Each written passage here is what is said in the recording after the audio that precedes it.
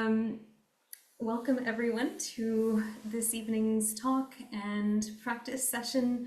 I'll give us all a moment to settle in. In the past, we used to do introductions. I don't think that I need to be introduced, but if I do, hi, I'm Salima. I'm one of the instructors with the Mindfulness Society, and today I would like to talk a little bit about birth. Last week, we were very lucky to have a very important talk from a lot of our teacher, Jess Kaufman, and he discussed a lot of important things that we need to keep in mind as we go through this life and things that are important for our future lives. And so it makes sense. Months ago, Jess was like, I'm going to do a talk about death in November, and you're going to go after me. What do you want to talk about? And I was like, birth, of course. What else would I talk about after death? So the order was intentional. It was definitely intentional. So please know that that was not a mistake. We are talking about life after death. And we've all experienced this many, many times. Each and every single one of us is here because we have had a past that started before this physical life. And some of us may or may not believe it, and it's okay if that's something that you don't believe, or it's not something that you have even thought about. In some cases, people don't think too much about it. And this was certainly true for me. I started off early in this life pretty much believing that, there's a soul, and the soul gets, it has many lifetimes, and if you're good, you go to heaven, and if you're not good, you go to a bad place that's got, a devil with a stick or whatever, and he pokes you with it, and there's fire everywhere, and everyone's miserable. And I think a lot of us might have grown up learning something similar to that. And then as I went into my late 20s, early 30s, as most of us did at that period of time, I got involved with career and work and life and lots of changes, and really didn't consider what happens after we die as relevant or even remotely important.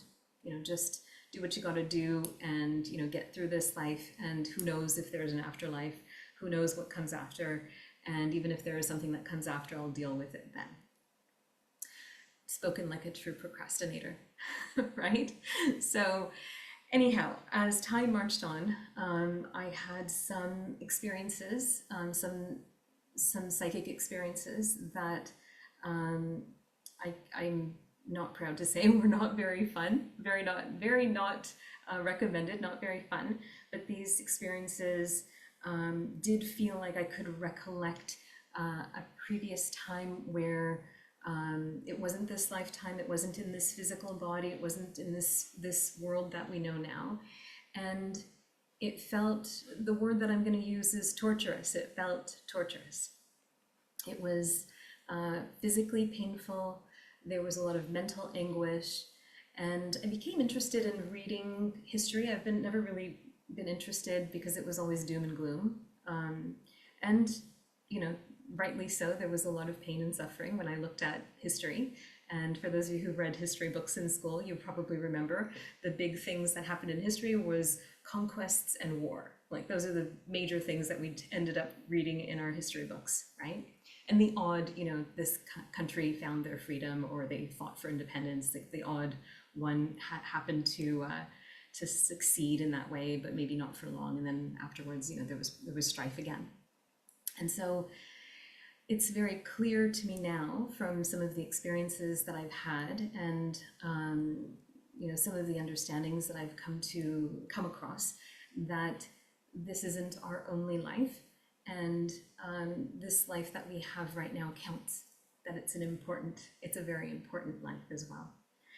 And so for all of us, some of us may not feel like we have a purpose. Like, what's our purpose here? Some of us might have asked that question in the past, even maybe now, what's our purpose?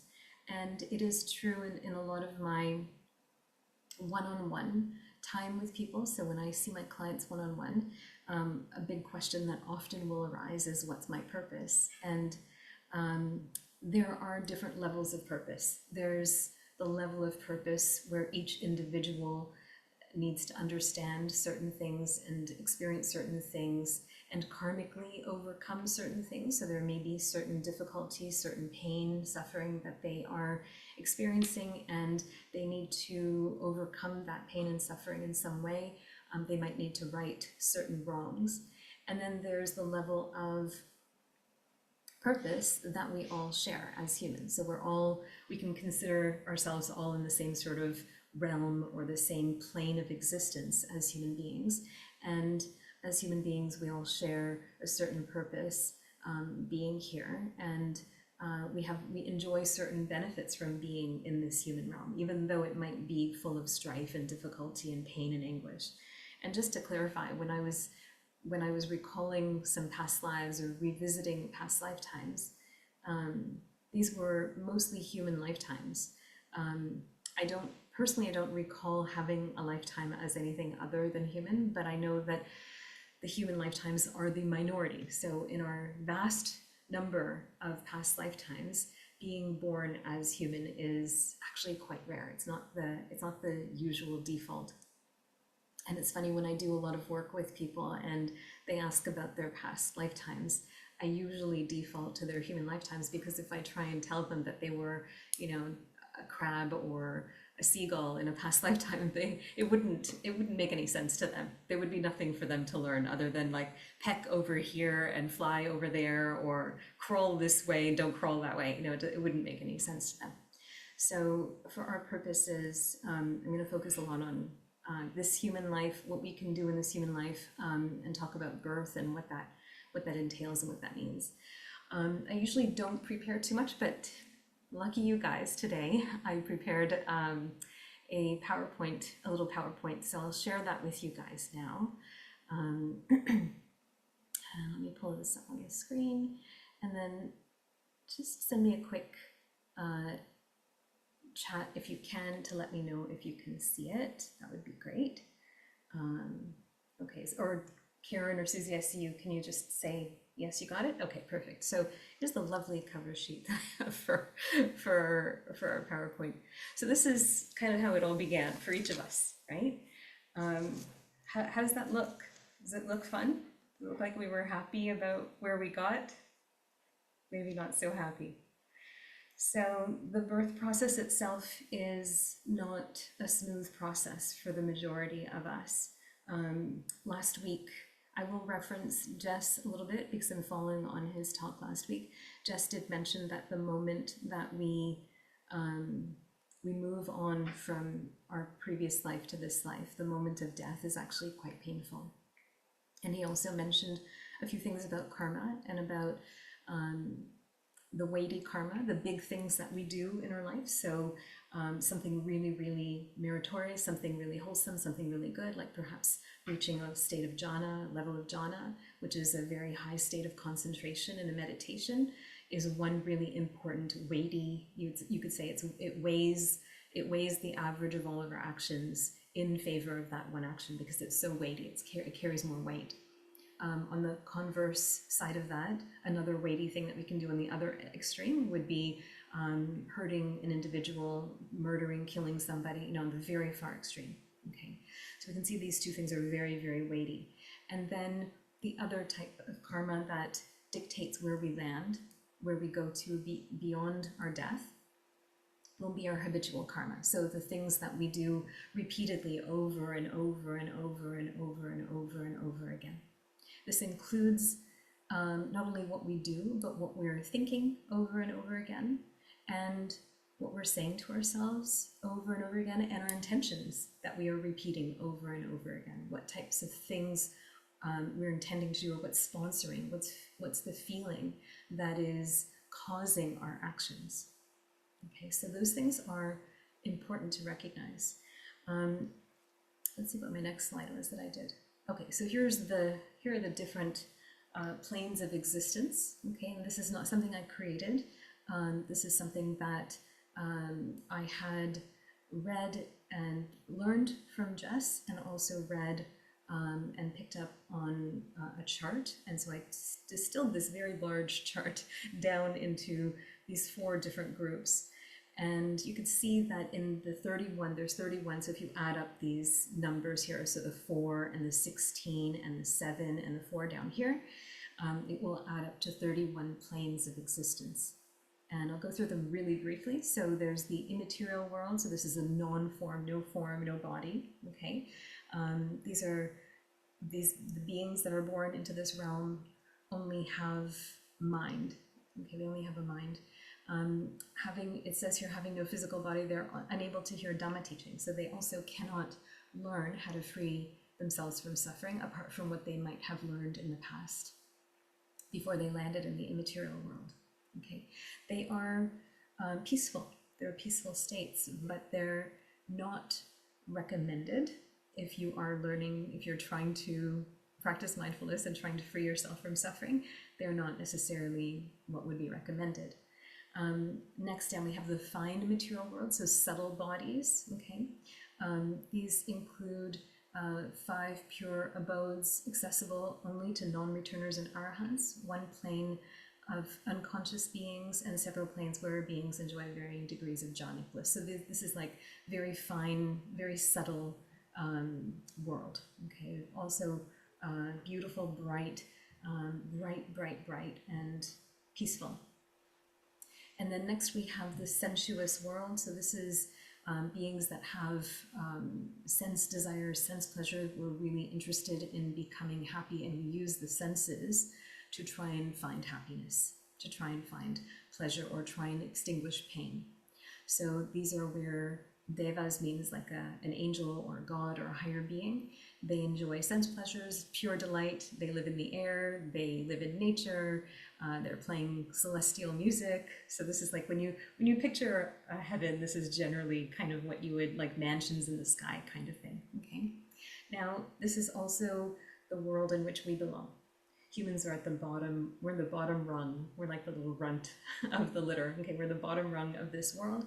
And being born here in a human form is actually rare, and we have the unique balance of pleasure and pain, so we can feel both pleasure and pain, and we practice to be free from the entire cycle of rebirths, including all of these 31 planes of existence. So we have the ability, we're probably the best poised to be able to free ourselves from suffering, because we're able to practice and we're able to hear the Dhamma, but we're also able to experience all the different states that can arise.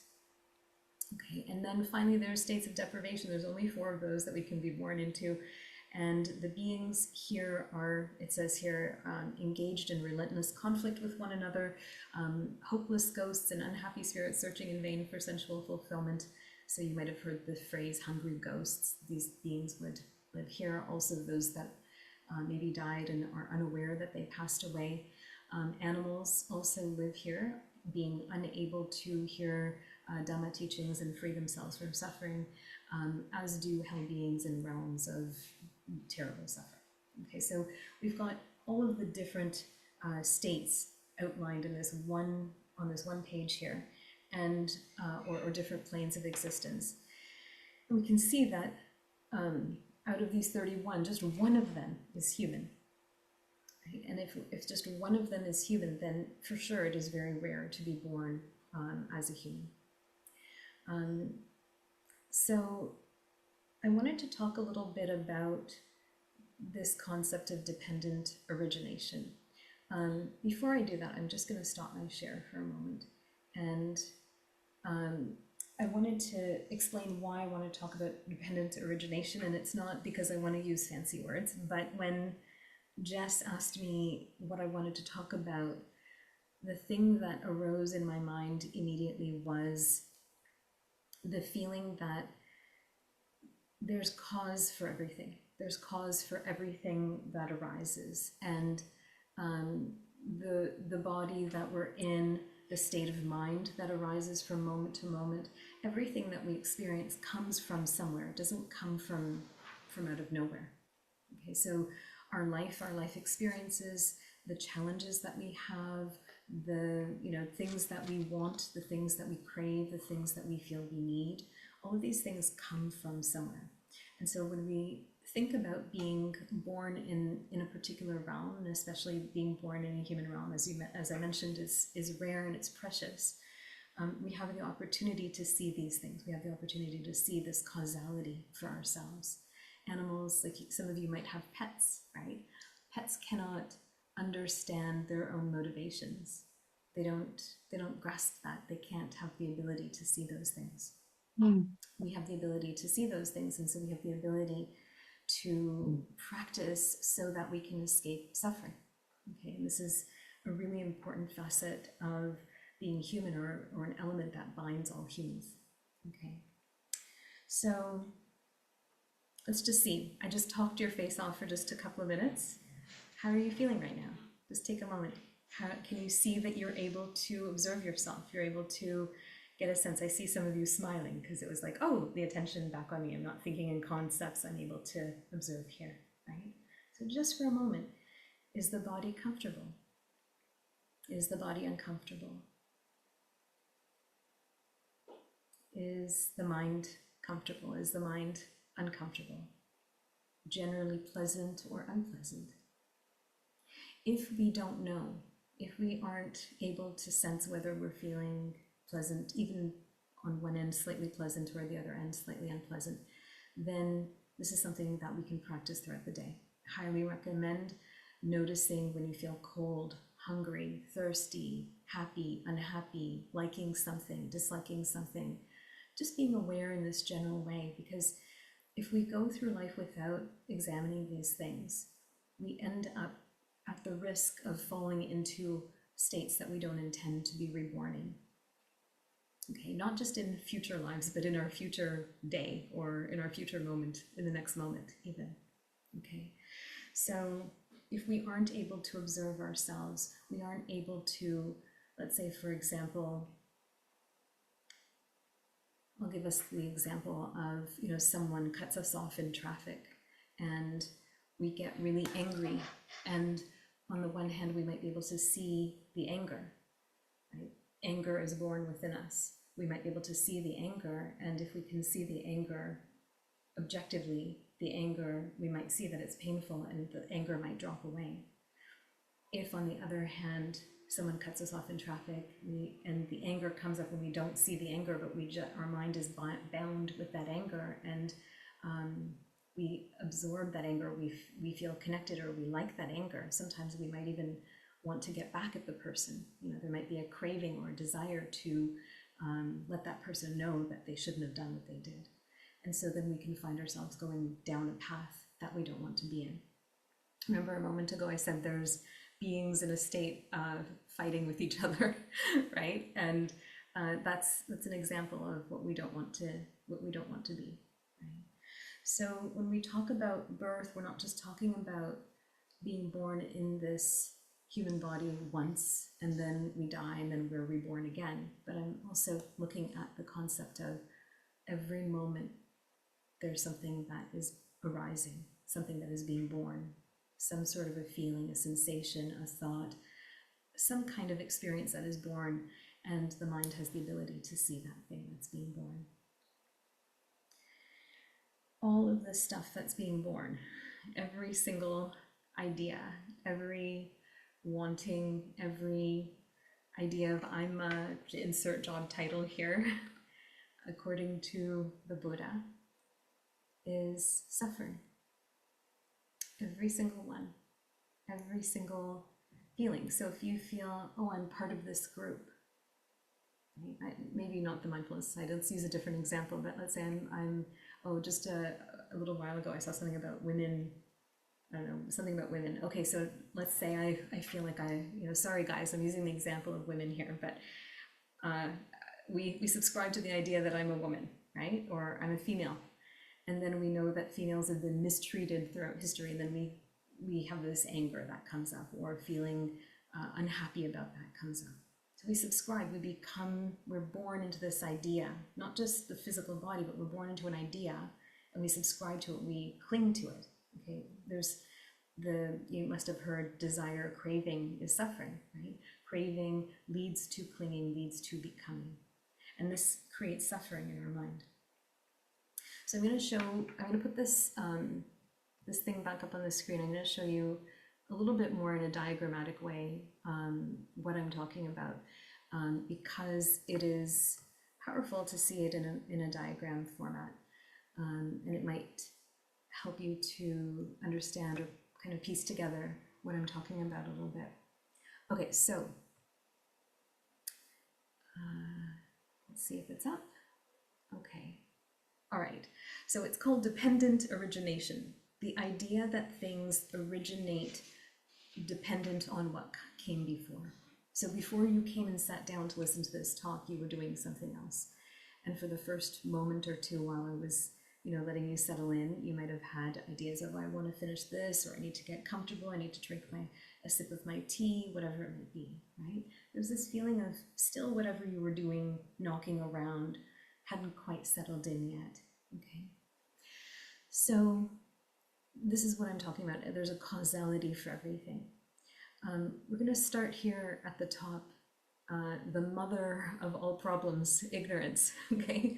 So, oops, I think I went forward. Okay, that was forward. So the first thing here, ignorance, is basically the cause of all of the suffering that we're going to be seeing. It says here past life, so it seems like this looks like it's coming from the past life ignorance, and then there's mental formation, so there's karmas and things that are created. That gives way to, and I'll go through these in a little bit more detail, that goes into consciousness, which leads to name and form, so basically body and mind, which leads to the six senses. Because we have a body and mind, we have the six senses. Because we have the six senses, we have contact with the world. And because we have contact, we have feelings and sensations at the bottom. So liking, disliking, all of that. Then we have desire or craving. After desire, craving, there's clinging. Okay, after clinging, there's becoming. And then after becoming, go back. After becoming, there's birth. And after birth, there's aging and death. So right now we are living in aging and death. That's where we are currently. That's our spot in this whole wheel. And after death, we go back to ignorance, and all of this starts over and over again, okay? And if we look at just birth and aging and death, this is basically, in a nutshell, what we're living over and over, so many times over and over. Birth, aging, death, birth, aging, death, birth, aging, death. I'm going to go through these in a little bit more detail, not tons, but a little bit more detail. So, and I'll explain to you in a moment why it's important. So, ignorance is, in a nutshell, not understanding the truth, or not understanding things the way that they are, not seeing reality. So, we're seeing things as happy that are suffering or that are not happy. We're seeing things as permanent that are impermanent. We're seeing things as a self, as me, when they're not me. I remember my teacher telling me a long time ago, he said, when there's no me, there's no problem. There's no one to be offended. There's no one to get hurt. There's no one who suffers when there's no me, right? So this ignorance that there's a me, that things are happening to me, things are happening for me, what about me, what about me, what about me, causes a lot of distress. So that ignorance leads to these mental formations. So these are karmas that are created in past lifetimes, okay? And that, because of that, there is consciousness that arises. And because of the consciousness that arises, there's the mind and body. And in this, it says name and form here. So this mind and body carry the six senses. So the eyes will see, the ears will hear, the nose will smell, the tongue will taste things, the body will feel in a tactile sort of way, and the mind will observe and feel and think and do all the things that the mind does. These are the six sort of sense doorways. There are 6 ways in which we make contact with the world. And so that leads us right into contact, right? So when these 6 senses are operational, so you can't help but hear what I'm saying, right? You can try and plug your ears or run away, but if you're sitting next to me and I'm talking to you, you're going to hear what I'm saying, and then that's going to create things in your mind. It's going to make contact, right? So the ears here, that's the contact, and then so the mind goes out to here, and then there's that contact, and then from that comes the next thing in the chain, which is feelings and sensations, liking, disliking, all of that.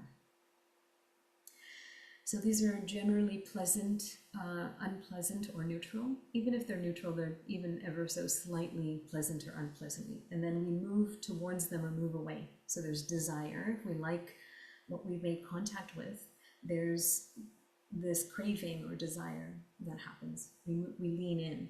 I used to tell this story a lot. I used to take a walk at lunchtime.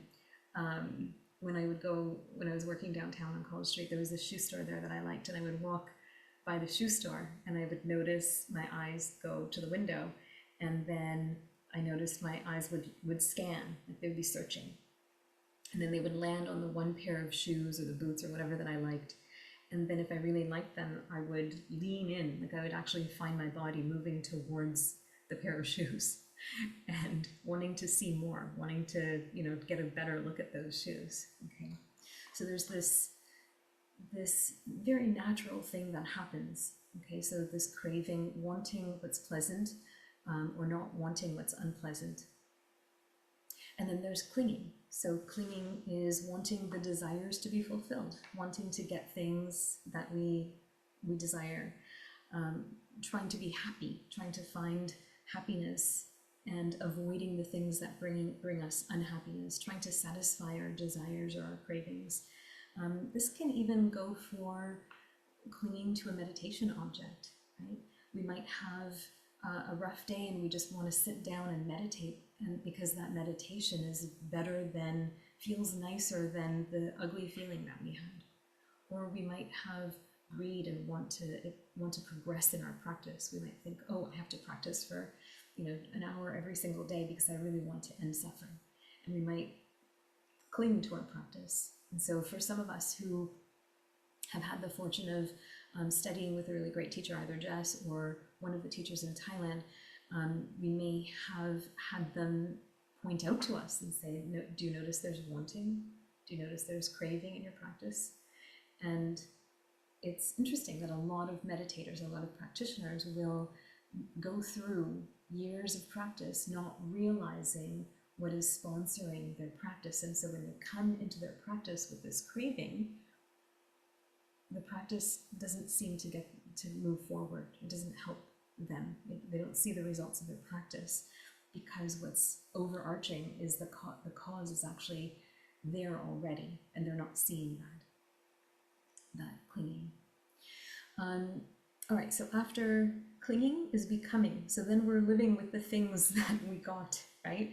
Either that job or the job title, okay? The relationship or the relationship status, okay? Or we're living with things that we bought, acquisitions, things that we acquired, the lifestyle of that. Even the name that we have, acquired a name.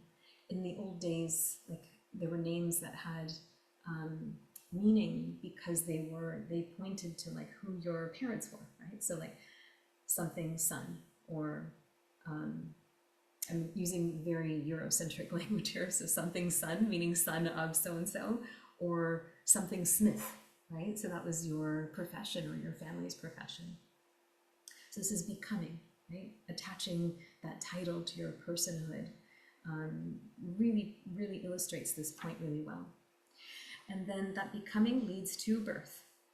Okay, that becoming, I am this, so then I am this, so then I am this, so then I'm this, and then we're born into that reality. We're born into that state.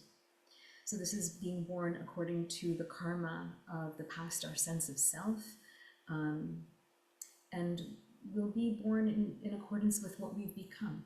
Okay, so generally speaking, if we were like this and this and this in past lifetimes, we're going to continue to be like this and this and this. It's just going to be like that. And so this is what the whole talk is about. It's about birth. And we think that this is the beginning. This is like, the start. But this is just one point in a whole chain of actions that happen. And they all depend on the one that came before. And then again, here we are in aging and death. And to look more closely at aging and death, all of these things are happening within this very lifetime. Name, form, six senses, contact, feelings and sensations, desire, clinging, and becoming are happening over and over and over and over again, all day, every single day, all day long, right? So I'm going to just pause here for a moment. I'm going to stop the screen share. And yeah, okay, so I'm going to pause the screen share. And I just wanted to give us a moment to understand how quickly this all happens. The Buddha said there's 4 ways that we can be born. One is from an egg. So this is all beings, not just human. From an egg, from a womb, from moisture, and spontaneously. And the spontaneously means as soon as there's a death, the birth happens immediately. Like in the next heartbeat, in the next second, in the next moment. It happens immediately like that. And what's interesting is for all of the other births, so for egg and womb and moisture, the spontaneous part happens first, and then the form happens afterwards. So our mind moves through ignorance after a death, moves through the top of that chain was ignorance, moves through ignorance and goes through all of those things, and then we're reborn out of the womb in human case, okay? And so you might hear people talk a little bit about like, oh, isn't it nice that this person chose us to be their family? Like some of us might even think that, like this baby chose to be in our family, or you know, that kind of thing. Or I chose to be in this family because maybe I needed to learn lessons. Maybe I needed to, you know, maybe there was some karmic ties that I needed to figure out and I needed to move beyond.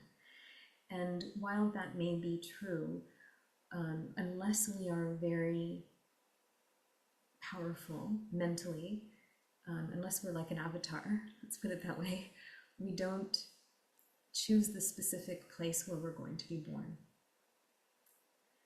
That happens out of its own causes.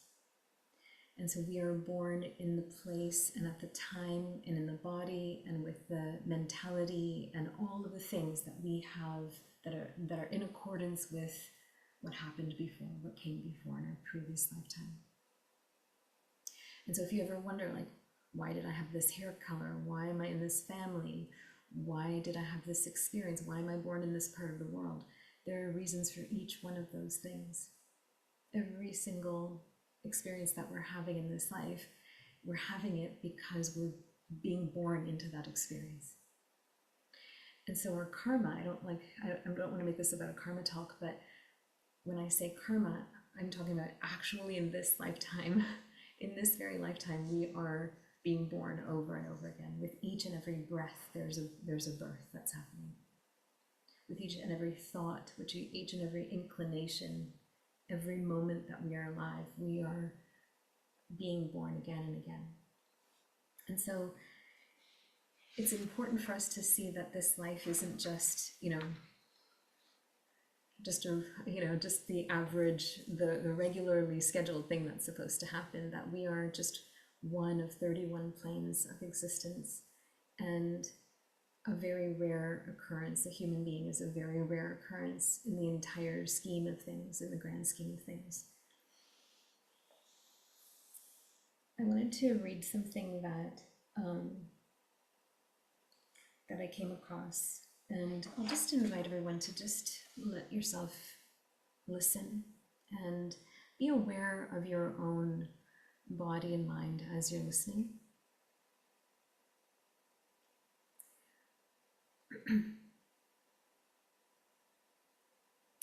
The Buddha then investigated what it is that takes birth, ages, gets ill, and dies.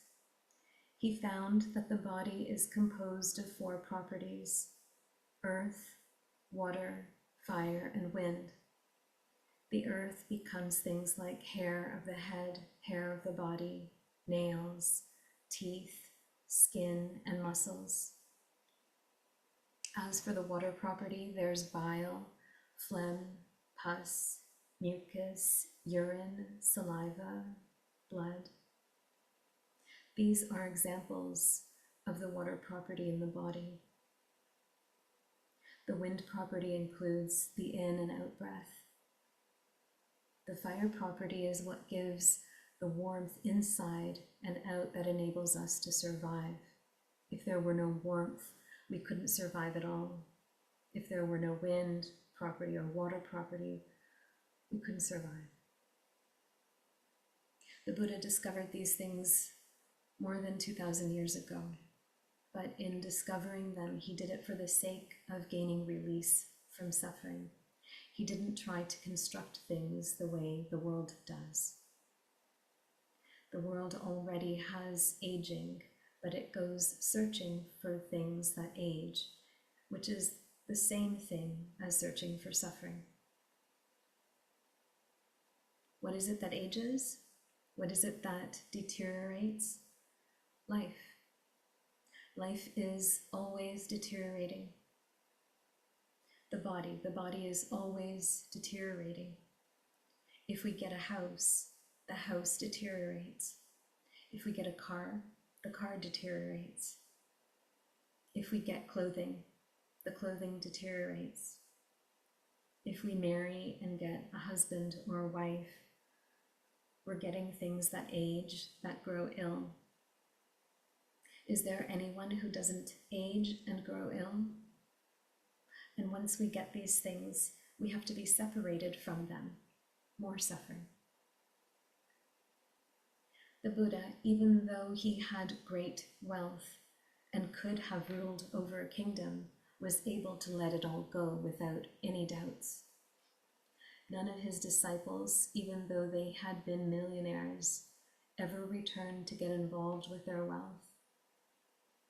That's because the happiness that comes from peace is free from animosity, free from danger, free from birth, aging, illness, and death. It's freed from all the confusion and quarrels in the work of the world. How much happiness is there in that kind of work? Contemplate your body. How far can you depend on it? Your mind, if it's not trained, how far can you depend on it? But if you do train it to find true peace and truth, that's what you can depend on. That's what you can depend on when you depend on yourself as a human being. So I found this passage really spoke to me because it showed that we aren't beings the way we believe we are. We're amalgams of many different substances, of different elements. This body is a collection of elements and systems that are just working, and they're doing their own thing, and we don't even know that they're doing the things that they're doing. I mean, we're still discovering things in this day and age. We're still after all these thousands of years, we're still discovering new things about the body. Still now, right? All of this stuff is happening on its own. It's not happening because they're a person. And the part where it talked about the Buddha and his disciples and how without a doubt they knew that there was a truth and there was something better than this world.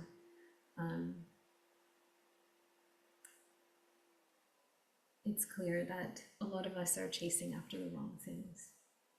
And we're spending this human birth doing things that are not worthy of the title human. So I wanted us to just remember that, there isn't a future birth that we need to be waiting for, because we don't know in that future birth what's going to happen. Let's take this life right here and now and release ourselves from suffering and practice so that we can do that. So, can we see what's sponsoring a thought? Can we see where the thought came from? Can we see wanting? Can we see craving when it arises? Are we able to know what's controlling this mind in any given moment? Can we wake up to that? Throughout our day, can we even spend one day noticing liking and disliking? I bet my nephew, who's 10 years old, if I gave him the homework, okay, Caden, can you go for the next hour, can you count how many times there's liking and disliking?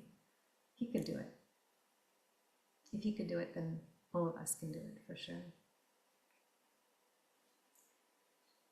So I wanted to take a moment. I have one or two more slides I just wanted to show you. So I'll do that.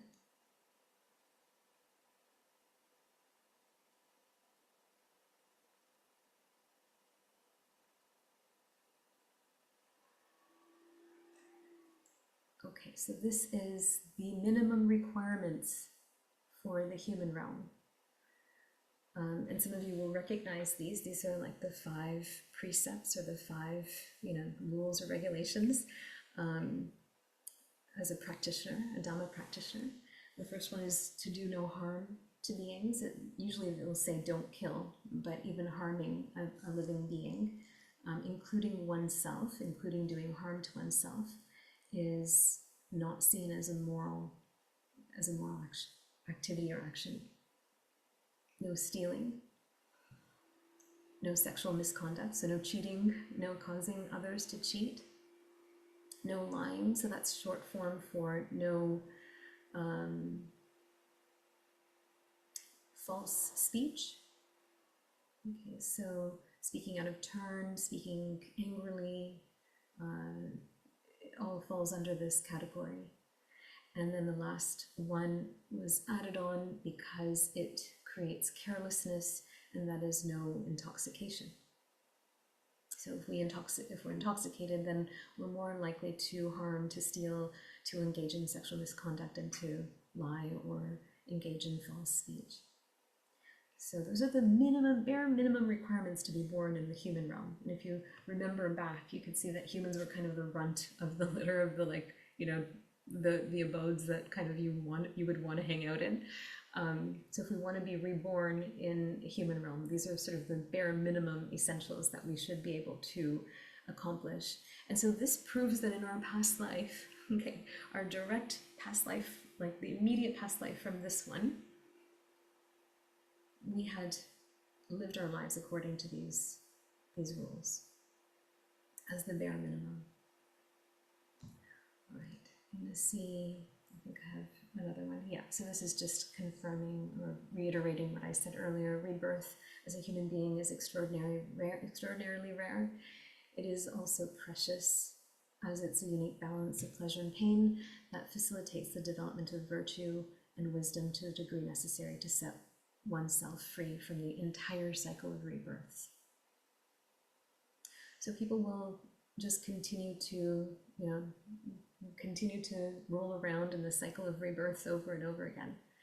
Here's a roadmap to auspicious rebirth. If we want to be born in human or higher realms, engage in the practice of mindfulness. This would be, regular, habitual practice, regular practice according to the correct principles.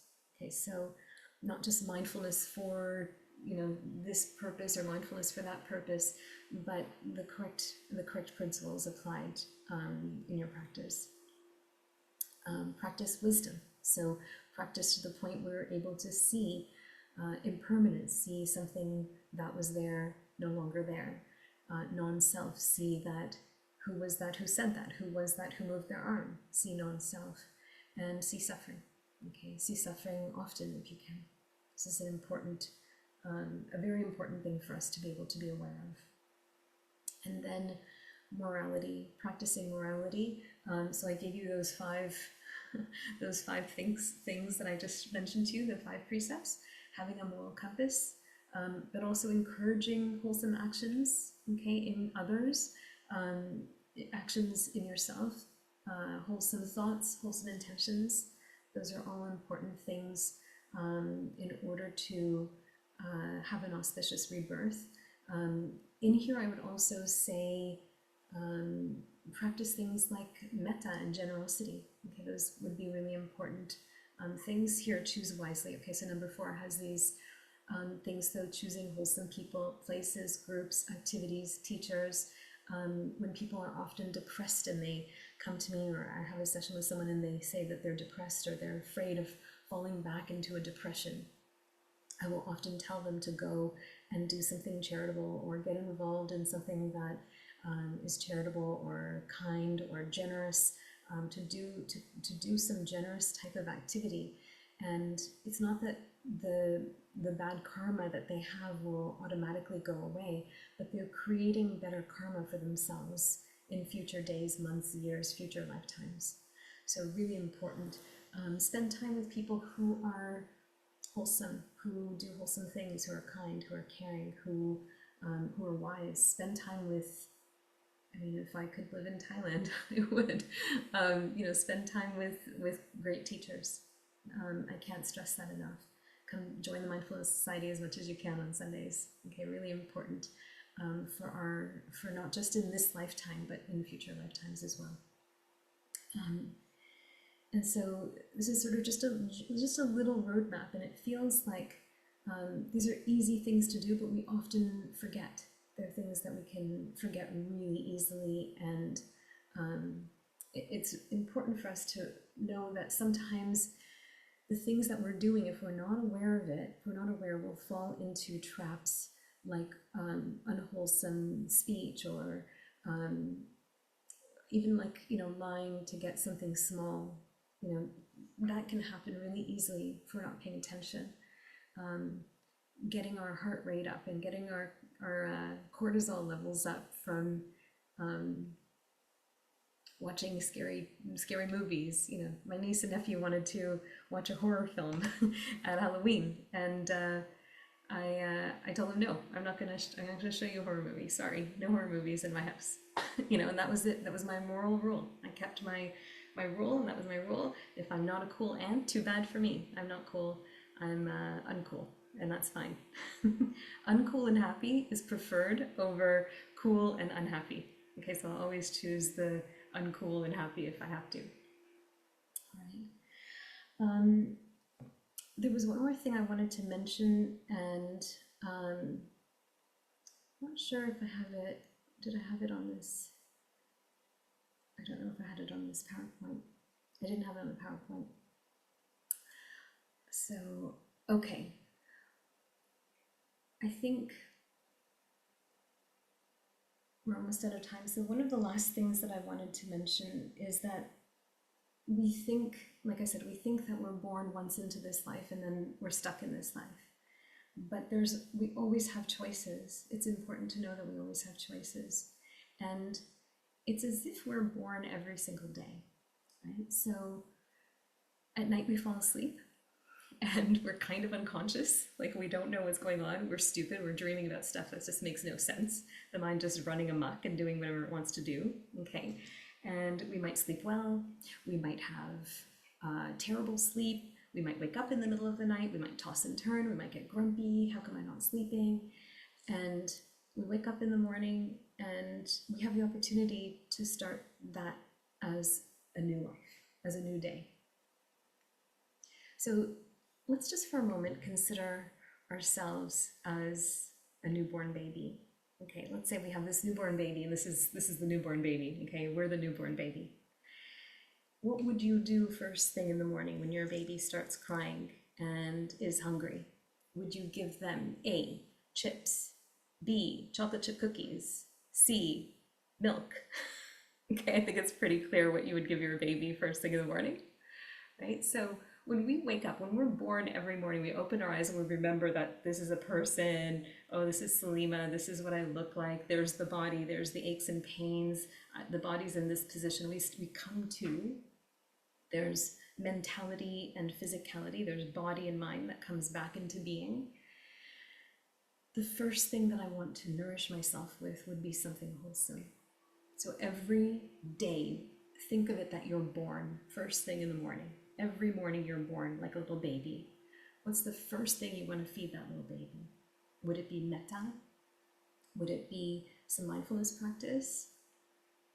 Would it be doing an act of kindness? Or would it be like, okay, let's just check my emails because it's so important, right? Probably not. Probably not the most important thing. Same for before you fall asleep, right? So before we die, right? Before we die, we listened to Jess's death talk last week.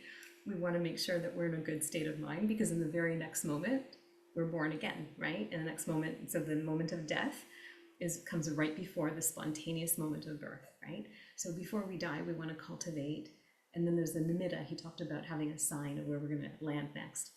Why don't we encourage before our death, before we go to sleep and vanish for, 7, 8, whatever hours, however many hours, maybe 5 hours, whatever we sleep, before we vanish and don't exist overnight, do we want to be watching TikTok videos? Probably not. That's probably not the best choice, right? So what do we give ourselves? What do we nourish ourselves with? What's our recollection? What are we feeding our mind and our body with right before we die, effectively die every night? Okay. So just keeping that in mind, if I were to give anyone a tip, like maybe bookend your days with 2 of the things that were on that little, that little leaf chart that I showed you, whatever those 2 things are. Maybe it's doing something wholesome, listening to a teacher, putting on a Dhamma talk. I know Karen wakes up in the middle of the night and she listens because I've been on retreat with you. And I've hosted a retreat with Karen in Costa Rica, and she wakes up in the middle of the night and she's got her Dhamma talks and she's listening to Lungpa promote in the middle of the night, right? And so that's a very wise, a very wholesome and wise thing to do.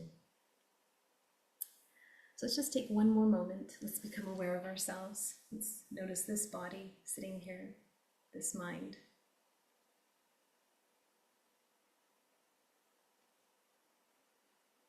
Notice the in-breath come in. That's a birth. Each in-breath is like a birth.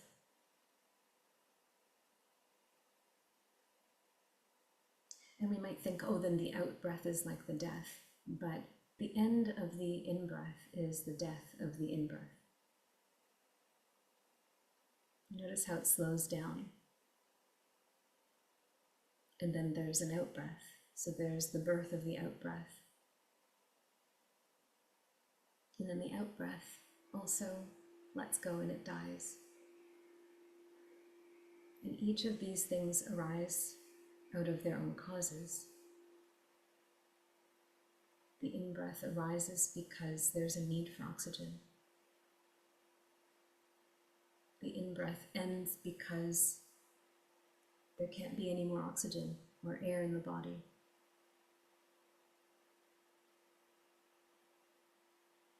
The out-breath is born because the body needs to evacuate that air that's there. The out-breath dies because there's no more air to release.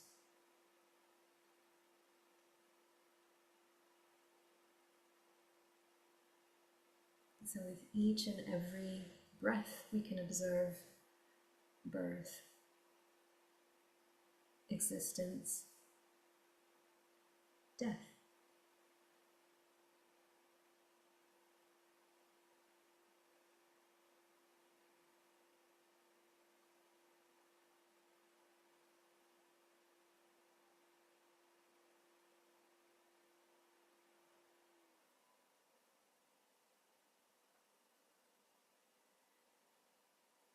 And I hope we all continue to. Thank you all for being here, for putting up with my PowerPoints, which I don't usually do. May we all practice diligently, well, according to the correct principles, often in good company. May we all have a moral compass. May we all abide by it. May we all have contact with beautiful activity, wholesome people, wholesome states of mind as well. May we all practice to the end of suffering.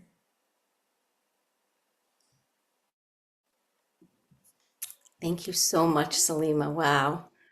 Great PowerPoint presentation, too.